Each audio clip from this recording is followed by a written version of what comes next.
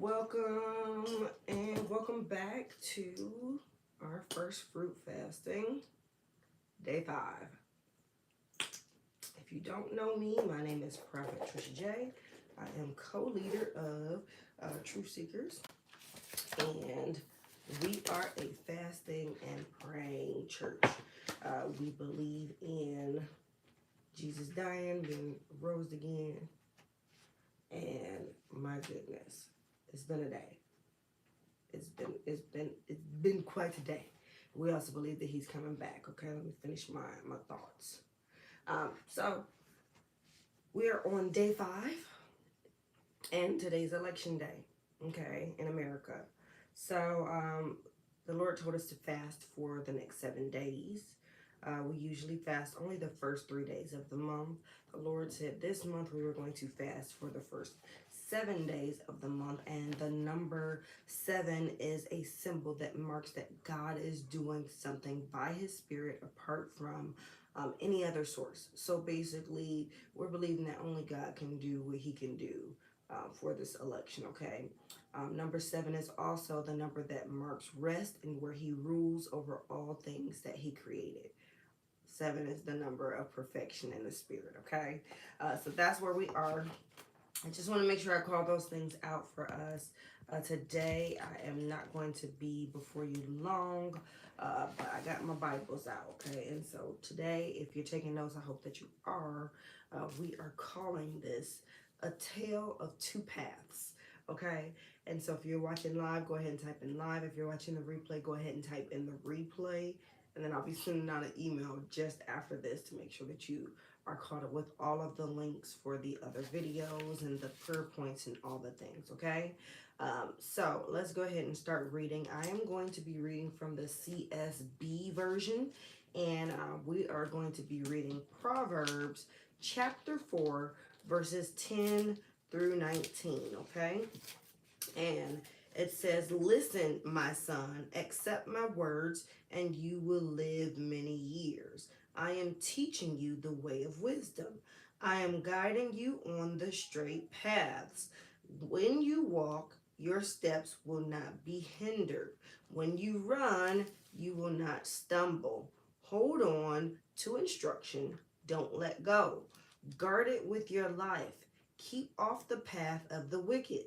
Don't proceed on the way of evil ones. Avoid it. Don't travel on it. Turn away from it and pass it by. For they can't sleep unless they have done what is evil. They are robbed of sleep. Unless they make someone stumble, they eat the bread of wickedness and drink the wine of violence. The path of the righteous is like the light of dawn, shining brighter and brighter until midday. But the way of the wicked is like the darkest gloom. They do not know what makes them stumble." All right, so we are talking about the path of wisdom and righteousness and the path of wickedness, okay? Wickedness and foolishness, probably, okay? But I just want to make sure that we just call out a few things. And I promise this will not be a long one. The Father says, accept my words. Listen to what I'm telling you. Don't worry about how you feel. Don't worry about what other people think. Don't look at the culture of this world, but accept my words and what I'm telling you to do. And I just thought that that was really, really good, because here we see in this text that the Father is exhorting his son, right? And I always take this book because it's a book of wisdom. And if you're a truth seeker, we read a proverb a day, right? A proverb a day keeps the devil at bay. I always just personalize Proverbs because it's really an opportunity for you to receive wisdom and just insight into how to live your everyday life, okay? And so the Father is exhorting his son, and he is really like admonishing him to hear and accept what he's saying, accept this wisdom that I'm giving you. And so by doing this, when you accept the wisdom that God gives you, you are accepting a lifestyle that will help you and promote you. It promotes life, and it helps you to avoid situations that are dangerous for you. It helps you avoid situations that would lead to premature death or just taking you down the wrong path. Remember, our path is the narrow path.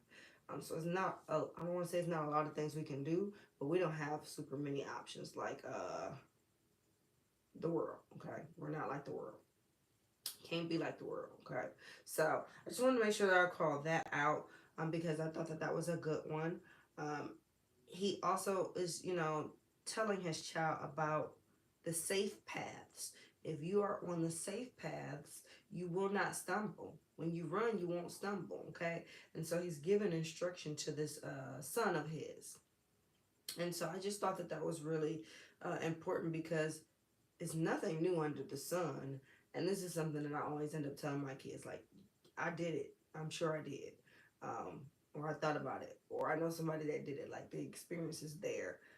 You don't have to always experience it um, firsthand. At this point, I'm over the mistakes and all the things. Let me learn from somebody else, okay? tell me. Tell me how you went wrong. Like, that's just where I am. And so sometimes, we say kids have to touch the stove. Some people have to touch the stove before they realize it's hot. We're already telling them that the stove is hot. And so we're learning about the way of wisdom. And so I love that the Father is continuing to direct him. And so y'all know my favorite scripture is Proverbs chapter 3, verse 5 through 6. Trust in the Lord and all with all thine heart. Lean not into thy own understanding. In all thy ways acknowledge him, and he shall direct your path. And shall is a promise. But I think that what we need to call out here with verses 11 and 12 and 13 is that this father has already been helping to direct his path. He's already been showing him that there are safe paths that you can, go on. But how many of you know that wisdom will cost you? So go ahead and type that in the chat. Wisdom will cost you. Wisdom costs something. And so, excuse me, life and death is in keeping the commandments. Life and death is in doing the things that the Lord is telling you to do or not to do. And so wisdom is the thing that will help to guard you. It is the thing that will help to protect you. And so in all thy getting, we get an understanding, but we should be pursuing wisdom, which is why I encourage you to read one wisdom book per day. So read a chapter a day. I'm telling you, a proverb a day keeps the devil at bay. And so wisdom should be our first choice. It should absolutely be our first choice, but your heart must be receptive, okay? It must be receptive. So I just want to make sure that we call those things out, because one thing that he says, oh, my doggies are saying, he says, keep off the path of the wicked. Don't plant the seed of sin with any action. And today, while we're voting, we have two candidates. I know nobody likes either candidate. I'm with you. But when you look at the two side by side and you look at wicked versus wisdom, there is a clear choice. Okay, so wisdom, the thing that I love about wisdom is that you have straight paths. Okay, you have safety, you have protection, you have guidance.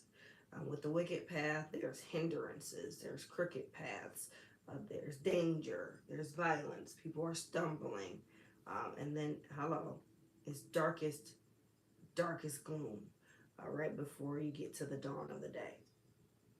So I want to make sure that I call those things out. I'm admonishing you and encouraging you all to pray. Go vote, but pray. And trust in the Lord. Don't trust in anything else. And during this time, okay? And so we're going to walk. We're going to walk this faith walk without fear. We're not going to worry. We know that God is in control. And honestly, truly, whoever wins this election is going to be a mirror of the hearts of the people in the land. So you happen to be praying, saints, okay? And so I just want to make sure that I call those things out. But with the text, the father is literally warning his child. He's warning him. Um, do not, do not, and I mean heavy on the do not go down the evil path, because one thing, I'm about to mess up my Bible page. Don't do that. Okay. Because one thing about it is only sin satisfies the foolish person. If you're not a foolish person, and you sin, you regret it. You feel bad. You're like, why did I do that? That was a waste of my time. That was a waste of my body. That was a waste of my heart. That was a waste of everything. So I just want to make sure that we understand where we are. Can somebody get the dog? He's not happy. He's crying. I mean, he is crying too. God bless America. Okay, so um, during this day, these people are sustained by their own wickedness. They're sustained by their own doubt. And so um, the father is making sure that the son is aware of his moral appetite. And there they go again. And so right now, we've been talking about this with idols for a lot of the year. Your appetite, God is going to always test you before you go to the next level with an appetite test, which is why we always fast, okay? It might actually be food, but sometimes it's money, sometimes it's shopping, sometimes it is the people that you hang around with. Like, what is your appetite? What are the things that you actually want to eat, the things that you want to watch, the things that you want to do, the things that you want to read? What do they show you about your appetite? Okay, and so we want to make sure that our moral appetite doesn't draw us back into our old wicked ways. Okay, no backsliding here. Okay, we're not relapsing. Okay, I think that's the best way to put it. And then we end the book with the talking of the two paths, right? Light versus darkness. We end this text in this passage with the path of righteousness. There we go. It's like increasing light of cloudless dawn is what another version says. Okay, emerging into the brighter light of the full day, and then of course we know the light is talking about morality, is talking about safety, clarity, being on the righteous path. And then it says that on conversely, we're contrasting the way of the wicked, and that is darkness, that is the wicked stumbling blindly in murky gloom, unable to navigate through the dangers of their path because they can't see, they don't have the light. And if you are following our Morning Manna Season 2 spiritual intelligence sessions, you know that light is Jesus. And so some people don't want Jesus because then it will highlight the things that they're trying to keep in the dark. Okay. So I just want to make sure that I call those things out because we know why people in the darkness fall. We know that they are lost in ignorance and immorality, and it ultimately leads to their downfall and demise. And I so hate that for them. Okay. Um, but it's really important for us to make sure that we are keeping on the right path. Okay, do not get distracted. Don't worry, because red or blue cannot save you. I don't care which side you claim. I don't claim either. I have no intention on claiming red or blue. I am independent and I vote either way, whichever the way the Lord tells me to. Um, but red or blue is not going to save you. Only the Lord can save you. Okay. And so this is just an admonishment to stay on the right path. Okay. Really be in your word. Really hear from the Lord and know what we need to do. Not just with this election, but I'm talking about every single day. Okay. Because being the salt and the light, we just got some things that we need to be doing, and we don't really trip about the government because they can't govern morality. They just can't. They can't govern that. Okay. But what they can do is make sure that, you can't gather. They can make sure, you don't get the chance to be together. There's going to be a point where we go underground again, and it'll be home churches and stuff like that, because y'all depend on the government a little bit too much. Okay, a little bit too much. That's not our king. That's not our king. So, and all that getting, I'm encouraging y'all to get some wisdom. I'm encouraging y'all to get some understanding. I'm encouraging y'all to really trust in the Lord with all your heart and decide which path you're going to walk on, because you have to make sure that your heart is receptive. You have to make sure that you are really doing the things and not being deceived by the cares of this world. Don't get caught up in the things of this world. Don't do it. Because it's fruitless. It's not going to lead you anywhere. So, I'm just going to leave you with this. He says, accept my words. But are you reading the word? Because when you read this word, it doesn't always feel good. It convicts you. It's irritating sometimes. Like, ugh, I actually do that thing. And then you got to change that thing. Yeah, that's where we are. And so I'm encouraging you to continue on with the fast, because God is doing some miraculous things. And we need watchers on the wall. We need people to do the things that should have always been done. But we let the church get out of hand. I'm going to just close this Bible because I already know I'm done. We let the church get out of hand. We got more motivation than we actually have sound doctrinal teaching. And with that, we just got out of hand. We are not doing the things that we need to do. We're not correcting people. We're not even reading the word like we should. So I am encouraging each and every one of you to read more, because that's going to be the thing to help keep you anchored in this season.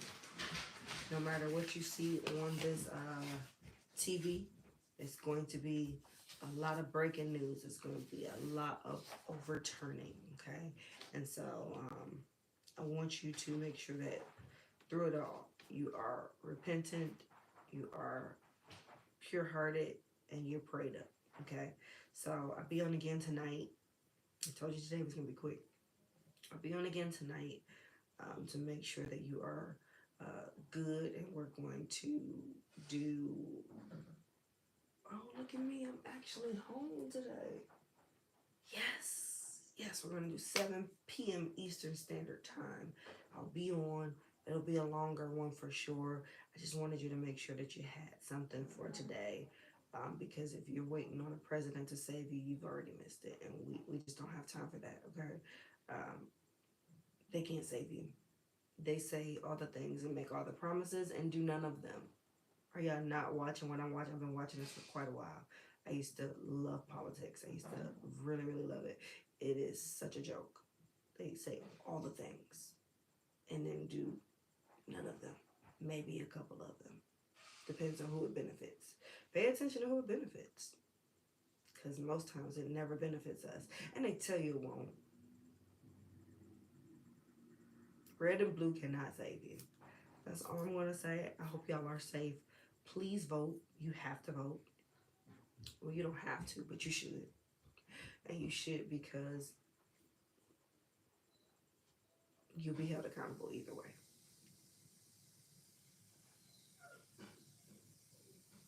Okay. I love you. Hope you have a great rest of your day. And we will talk tonight. Bye.